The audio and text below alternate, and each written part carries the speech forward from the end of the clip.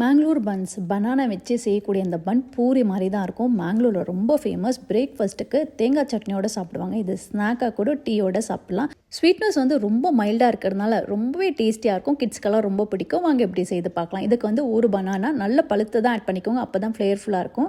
அதெல்லாம் மேஷ் பண்ணிவிட்டு சீரகம், சுகர், திக் கர்ட் ஆட் பண்ணிக்கோங்க. தண்ணி ஆட் பண்ணிங்கன்னா கன்சிஸ்டன்சி மாறிடும். நல்லா மிக்ஸ் பண்ணிவிட்டு அப்புறம் 1/8 டீஸ்பூன் பேக்கிங் சோடா ஆட் பண்ணிவிட்டு மிக்ஸ் பண்ணிவிடுங்க. ட்ரெடிஷ்னலாக மைதா தான் ஆட் பண்ணுவாங்க. நான் எனக்கு கோதுமை மாவில் செய்கிறேன். நல்லா மிக்ஸ் பண்ணிவிட்டு அப்படியே ஸ்டிக்கியாக இருக்கும். 2 ஹவர்ஸ்க்கு அப்படியே ரெஸ்ட் டைம் விட்டுடுங்க. அப்படியே அது கொஞ்சம் ரைஸ் ஆகும் பேக்கிங் சோடா போட்டுருக்கனால. அதுக்கப்புறம் பார்த்திங்கன்னா ரொம்ப ஸ்டிக்கியாக இருக்கும். இன்னும் கொஞ்சம் கோதுமை மாவு போட்டு சப்பாத்தி மாவு கன்சிஸ்டன்சி அளவுக்கு மிக்ஸ் பண்ணிக்கோங்க.